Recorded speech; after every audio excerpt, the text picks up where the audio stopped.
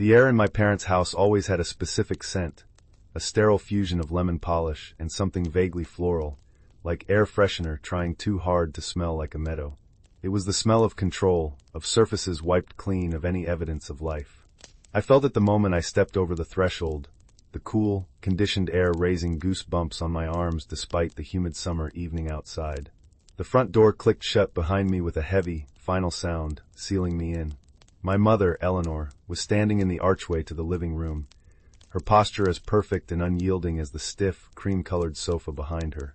A faint, tight smile was pinned to her lips. "Clara, you're late," she said.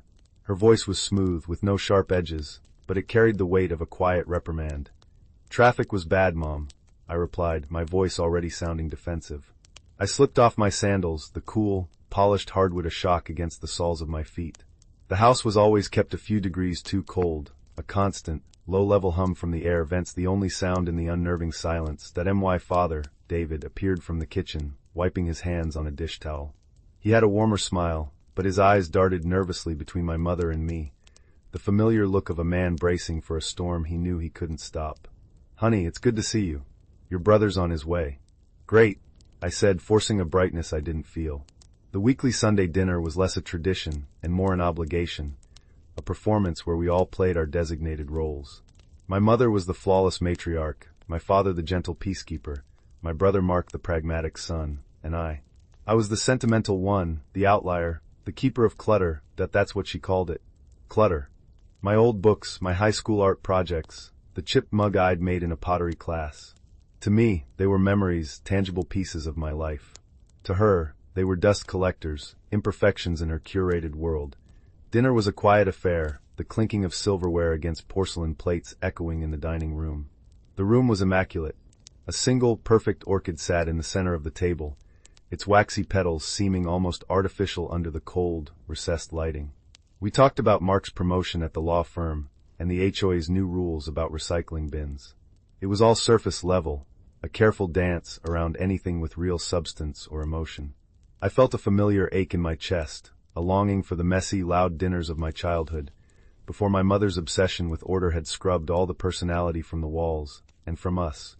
After we'd finished the dry roast chicken and oversteamed asparagus, I excused myself. "I'm just going to run upstairs for a second," I announced to the room. "I want to grab that old box of my mom's letters." A flicker of something unreadable passed over my mother's face. "Clara, we can talk about that later." "It'll just take a second," I insisted, already moving toward the stairs. My grandmother, my mom's mom, had written her dozens of letters when my mom first went to college. They were beautiful, filled with family stories and advice and love. My grandmother passed away when I was 10, and those letters were one of the few things I had of hers. My mother had given them to me years ago, saying she couldn't bear to read them, but didn't want to throw them out. They were my link to a past I barely knew. The upstairs hallway was dim, the plush gray carpet swallowing the sound of my footsteps. My old bedroom was at the end of the hall. The door was slightly ajar. I pushed it open, and the scent of fresh paint and new carpet hit me. It was no longer my room. The walls, once a soft lavender, were now a stark, flat white. My worn-out armchair was gone, replaced by a sleek, minimalist desk. My bookshelf was empty. It was a guest room, a hotel room. It was nothing that my heart started to pound, a frantic, trapped bird in my ribs. I walked to the closet, my hands trembling as I reached for the handle. The deep top shelf. That's where I kept it. A sturdy cardboard box, sealed with packing tape, with the words Grandma's letters scrawled on the side in my own teenage handwriting. I pulled the closet door open. It was cavernous and empty, save for a few wire hangers. The shelf was bare. A layer of undisturbed dust would have been a comfort, but it was wiped clean. Spotless, a cold dread, heavy and suffocating, settled over me. "No," I whispered to the empty room. I dropped to my knees, frantically searching the closet floor, my hands patting the new, unfamiliar carpet. It wasn't there. Of course, it wasn't there. I stumbled back to my feet and ran back down the stairs, my breath coming in ragged gasps. They were all in the living room, my mother sipping tea, my father pretending to read the newspaper. My brother Mark had arrived and was scrolling through his phone. "Where is it?" I demanded, my voice raw and loud in the silent house. My mother looked up, her expression one of mild annoyance. "Clara, what on earth are you talking about? Don't be so dramatic." The box. The box of Grandma's letters. It's gone. My room. You painted my room. She set her teacup down on its saucer with a delicate click. It's the guest room now, dear. It needed a refresh. And I did a big clean out of that closet a few weeks ago. It was full of your old things, just collecting dust. The world seemed to tilt on its axis. The air felt thin, impossible to breathe. What did you do with it, Mom? The box.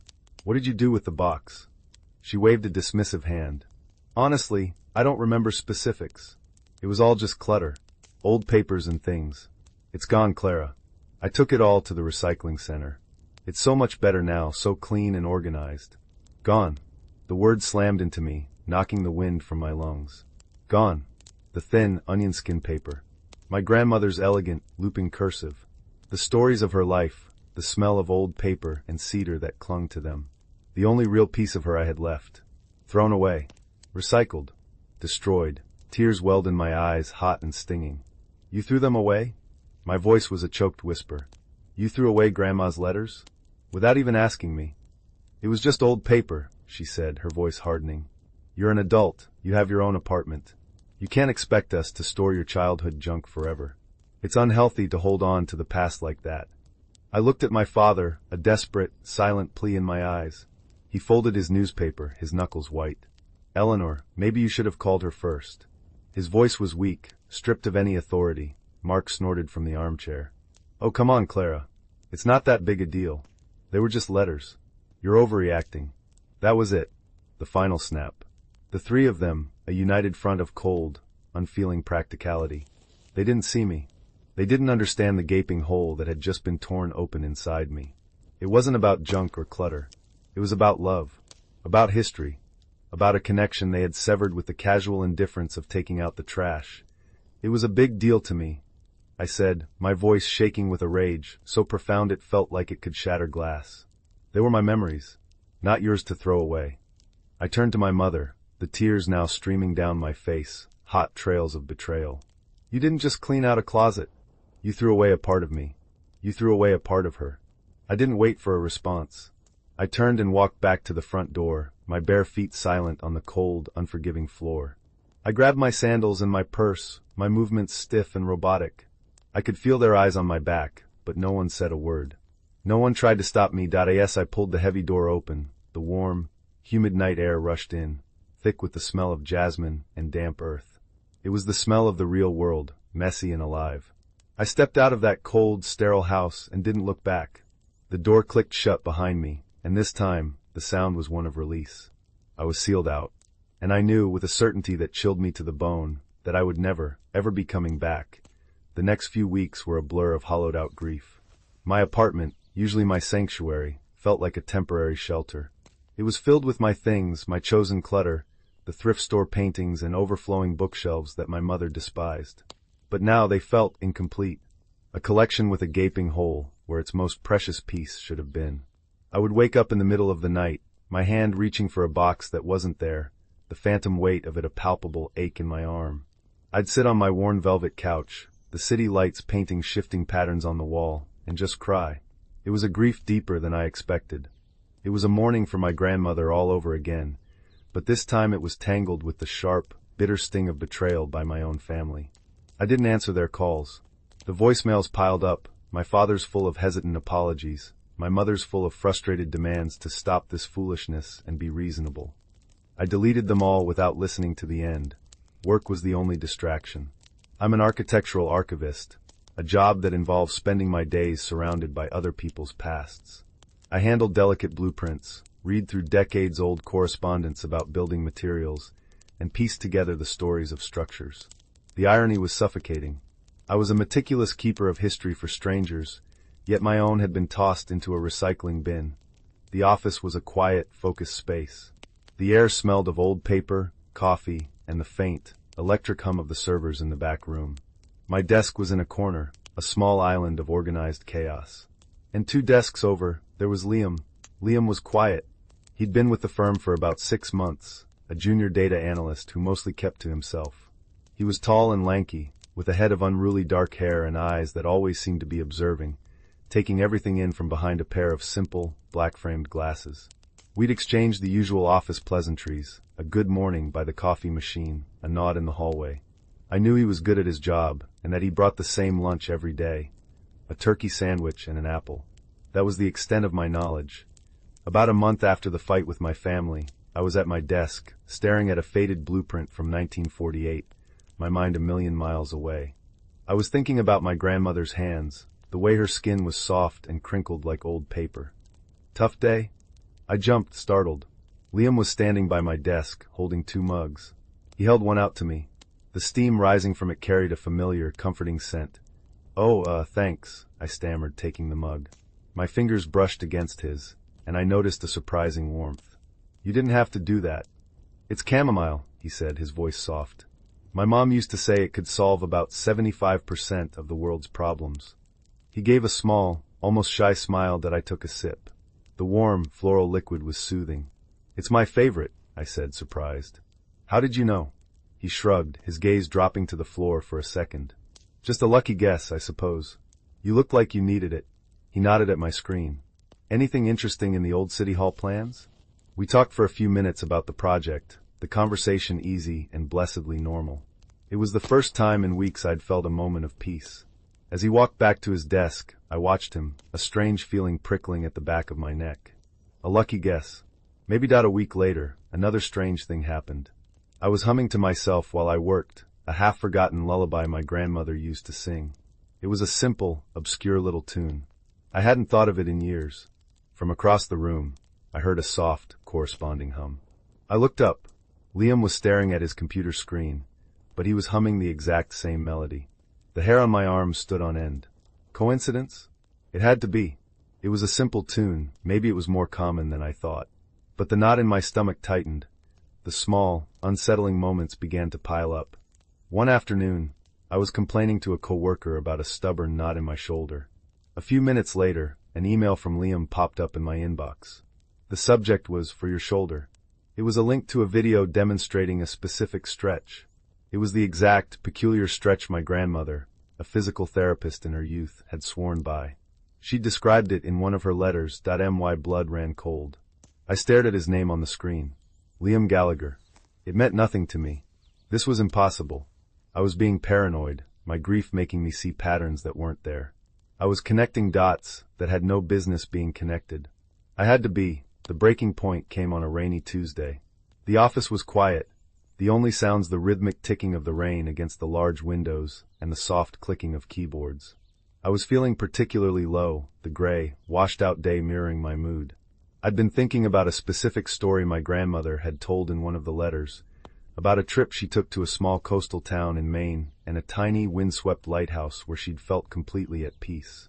The memory was so vivid, so painful, that I had to close my eyes for a moment to keep the tears at bay. When I opened them, Liam was standing there again. This time, he wasn't holding a mug. He was holding a small, framed photograph. He placed it gently on the edge of my desk without a word, that I looked down at it. It was a picture of a lighthouse. A small, white, windswept lighthouse perched on a rocky cliff, the sea churning below it under a gray sky. It was exactly as I had imagined, exactly as my grandmother had described it, that I looked up at him, my heart hammering against my ribs so hard I could feel it in my throat. My voice was barely a whisper. "Where did you get this?" Liam's expression was full of a sad, gentle understanding that terrified me. "I think we need to talk, Clara," he said, his voice low and serious. "Somewhere not here. Can I buy you a coffee after work?" I couldn't speak. I could only nod, my eyes locked on the photograph of the lighthouse, a place I had never been but knew with an impossible certainty. The coincidences weren't coincidences. The lucky guesses weren't lucky. He knew. Somehow, this quiet man from 2 desks over, this practical stranger, knew the most intimate, secret details of a past my own family had thrown in the trash. And I had no idea how. The coffee shop was a few blocks from the office, a cozy place with mismatched chairs and the rich, overwhelming smell of roasted coffee beans and cinnamon. The rain had softened to a fine mist, and the windows were steamy and blurred, creating a sense of privacy in the crowded room. We found a small table in the far corner, the worn wood of its surface cool beneath my trembling hands.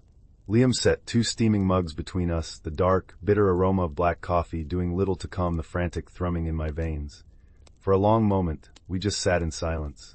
The bustling sounds of the cafe, the hiss of the espresso machine, the low murmur of conversations, the clatter of ceramic on saucers, seemed to fade into a dull, distant roar.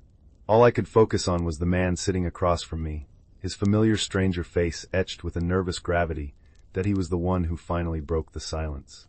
He pushed his glasses up the bridge of his nose, a gesture that I was beginning to realize meant he was gathering his thoughts. "Clara," he began, his voice barely above a whisper. "I don't know how to say this. There's no easy way. I'm sorry if I've been weird. The humming, the tea, the photograph. I haven't been trying to scare you." "How?" I asked, my voice tight. "How do you know all of that? The lullaby? The lighthouse? Things that no one could possibly know." He took a deep breath and looked down into his coffee mug as if the answer was swirling in the dark liquid. "For the past month, I've been reading them. The letters." The air left my lungs in a rush. It was as if he'd reached across the table and physically struck me. The letters. My grandmother's letters. My letters. The ones my mother had thrown away. "What?" I breathed, the word a puff of disbelief. "That's impossible. They're gone. They were recycled." "They weren't," he said, finally meeting my eyes. His were full of a deep, complicated sorrow. "Not all of them, anyway. My father. He passed away 2 months ago. I've been cleaning out his house. He was a bit of a hoarder. Not in a bad way. He just kept everything. He had this old wooden chest in his study, and inside it, I found them. A whole lifetime of them. All tied up in ribbons." I stared at him, my mind refusing to process the information. It felt like a dream, a logic-defying collision of two separate worlds. "Your father? What does your father have to do with my grandmother's letters?" Liam hesitated, his jaw tight. "The letters I found, they weren't written by your grandmother. They were written to my father. They were written by your mother." The coffee shop disappeared. The sounds, the smells, the people, it all vanished. There was only Liam's face and his impossible, world-shattering words. My mother. Not my grandmother. My whole life, I'd believed those letters were from my grandmother to my mother. A legacy of mother-daughter love. I'd built a shrine to them in my mind. "No," I said, shaking my head, a frantic, desperate denial. "No, you're wrong. They were from my grandmother. I've had them for years. My mother gave them to me." "She must have told you that," Liam said gently. "But she was the one who wrote them. Her name is on every single one. Eleanor. She wrote them to my father, Arthur Gallagher. For over 30 years. 30 years. The number echoed in the sudden, vast emptiness inside me. My mother. My cold, practical, unsentimental mother. The woman who believed holding on to the past was unhealthy. She had written letters. For 30 years. To a man who wasn't my father. "I don't understand," I whispered, the words catching in my throat. "Who was he? Who was your father?" "He was a landscape architect," Liam said. "They met in college, before she met your dad. They were in love, I think. But their lives went in different directions. He moved to the West Coast, she stayed here. But they never stopped writing. The letters, they're beautiful, Clara." She told him everything. Her dreams, her fears, her frustrations. She wrote about you. A lot. She wrote about how you had her fire, her passion for art and history, the things she felt she had to pack away. She described the lullaby she sang to you. She talked about the chamomile tea she'd make when you were sick. She described a photograph of a lighthouse her own mother had loved, a place she dreamed of taking you one day. Each word was a revelation, a key turning in a lock I never knew existed. My entire perception of my mother, of my family, of my own life, was fracturing, breaking apart into a million tiny pieces. The woman who wrote those letters was a stranger. A passionate, feeling, vulnerable stranger who had been hiding inside the cold, orderly shell of Eleanor my entire life. "How did you know it was me?" I asked, my voice hollow. "Your name was in them, over and over." And she mentioned where she lived. "When I started working at the firm, your name and address on the employee file, it was too much of a coincidence. I started noticing things about you, things she'd described. I felt like I already knew you." He looked pained, embarrassed. "I know it was an invasion of your privacy, of her privacy. But when I heard you talking that day, about your family throwing out a box of your old things, a box of letters, I put it all together. She must have thrown away her own past, the one she'd kept hidden for all those years. The cruelty of it was breathtaking. My mother, in her relentless purge of sentiment, had thrown away her own secret heart. And in doing so had inflicted the exact same pain on me, her daughter, the one person who apparently shared that heart. She hadn't just discarded my memories. She had tried to discard her own, and had used me as collateral damage. The box she'd given me years ago, telling me they were my grandmother's letters, it had been a lie. A way to preserve them, perhaps, by passing them to the keeper of memories in the family, while creating a safe distance for herself. "Do you have them?" I asked, my voice trembling with a desperate, fragile hope. "The letters. Do you have them with you?" Liam nodded slowly. He reached down beside his chair and lifted a simple canvas tote bag onto his lap. From it, he carefully pulled out a shoebox. It wasn't my old, familiar cardboard box, but I knew instantly what was inside. He slid it across the table. My hands shook as I lifted the lid. There they were. Dozens and dozens of bundles of letters, tied with faded silk ribbons of various colors. The paper was aged to a soft ivory, covered in a familiar, elegant, looping cursive. But it wasn't my grandmother's handwriting. It was my mother's. I recognized it from the birthday cards and brief, formal notes she'd written me my whole life. But here, the script was different. It was freer, more alive, packed with words and emotions she never, ever showed. That I lifted the top letter from a pale blue ribbon. The paper felt delicate, almost brittle, against my fingertips. It smelled faintly of her perfume, the one she used to wear on special occasions, and something else, old paper and secrets. The date at the top was from the year I was born. "My dearest Arthur," it began. "I held my daughter for the first time today. Her name is Clara, and when I looked at her, I saw you. I saw the same curiosity in her eyes. I am so afraid, my love. Afraid I won't know how to raise a child who feels things as deeply as we do in a world that asks us to be so sensible." A single tear dripped from my cheek and landed on the page, making the dark blue ink blur just slightly. This was my history, the real, complicated, heartbreaking story. It hadn't been thrown away. It had been lost, and now, through the most impossible of circumstances, a quiet colleague had brought it back to me. He hadn't just revealed the details of my past. He had revealed the details of a woman I never knew, the mother I'd always longed for. And I knew, sitting there in the warmth of that coffee shop, that nothing would ever be the same again. For the next 2 days, I lived inside that shoebox. I called in sick to work, something I almost never did, and barricaded myself in my apartment. I sat on the floor, surrounded by the scattered bundles of my mother's life, and I read. The world outside my windows, the drone of traffic, the distant wail of a siren, the rhythm of the city, faded away. My world was the rustle of thin paper, the scent of old ink, and the silent sound of my mother's voice, a voice I was truly hearing for the first time. That I read about her passions. She loved poetry, a fact that seemed utterly alien to me. The woman who only ever read financial reports and home organization magazines had filled pages with her thoughts on Keats and Dickinson, sharing verses with Arthur that moved her to tears. She had wanted to be a painter. She described the light in a way I'd never heard, the deep purple of a twilight sky, the shattered gold of autumn leaves. She wrote of a deep, aching frustration with the quiet, predictable life she had chosen with my father, a life of beige walls and silent dinners. It wasn't that she didn't love him. She described him as a kind, gentle, stable man. But he was safe harbor, and her soul, it seemed, had longed for an open ocean. And she wrote about me.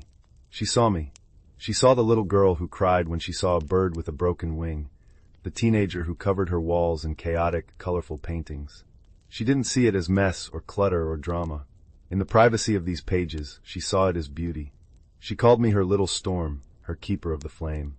She wrote to Arthur that she was terrified her own pragmatism, the mask she wore every day, would extinguish that flame in me. She was afraid of turning me into a reflection of the woman she pretended to be, rather than the woman she was. With every letter I read, my anger toward her began to transform.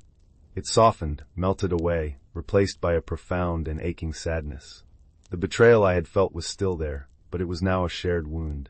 She had not only betrayed me by lying and throwing away my past, she had betrayed herself for decades, locking away her truest self and, in a moment of panic or self-preservation, trying to throw away the key. The guest room, the stark white paint, the purge of all my things, it wasn't just an attack on me. It was an act of self-erasure. Liam texted me once. "Are you okay?" I wrote back, "I will be. Thank you." It felt like an understatement. He hadn't just returned a box of letters. He'd returned my mother to me, in all her flawed, secret, beautiful complexity. He had given me a new lens through which to see my entire life. That on the third day, I knew what I had to do. I showered, dressed in my softest sweater, and carefully packed the shoebox of letters into my tote bag. The weight of it was grounding, a physical anchor to the new reality I was navigating. I didn't call first. I just drove. When I pulled up to their house, it looked exactly the same. The perfectly manicured lawn, the aggressively symmetrical shrubs, the gleaming windows that reflected the sky without a single smudge. But I saw it differently now. It wasn't a home, it was a fortress. A beautiful, sterile fortress my mother had built to protect herself from her own heart, that I rang the doorbell. The familiar, melodic chime echoed inside. After a moment, my father opened the door. His face, etched with worry lines, crumpled in relief when he saw me. "Clara. Thank God. We've been so worried. I need to talk to her," I said, my voice quiet but firm. I walked past him into the entryway. The cold, lemon-scented air no longer felt just sterile. It felt sad. My mother was in the living room, arranging the already perfect pillows on the cream-colored sofa. She froze when she saw me, her back rigid. "Clara, you finally decided to stop this nonsense." Her voice was brittle. "It wasn't nonsense," I said, walking toward her. I stopped in the middle of the room and gently placed my tote bag on the glass coffee table. I took out the shoebox and set it on the polished surface. The simple, worn box looked completely out of place in the immaculate room. She stared at it, her face paling. A flicker of sheer panic entered her eyes before being replaced by her usual mask of cool composure. "What is this?" "You know what it is," I said softly that I watched her as the realization dawned. It was a slow, agonizing process. Her eyes darted from the box to me, to my father, who was standing in the archway looking utterly bewildered. "That's impossible," she whispered, her voice a thread. "His name was Arthur Gallagher," I said, the name hanging in the silent, cold air between us. "His son Liam works with me. Arthur passed away a few months ago, and Liam found them. All of them. 30 years of them." My mother sank onto the sofa as if her legs could no longer support her. All the stiffness, all the perfect posture dissolved. She looked small and fragile. My father took a hesitant step into the room. "Eleanor? What is she talking about? Who's Arthur?" She didn't look at him. She couldn't take her eyes off the box.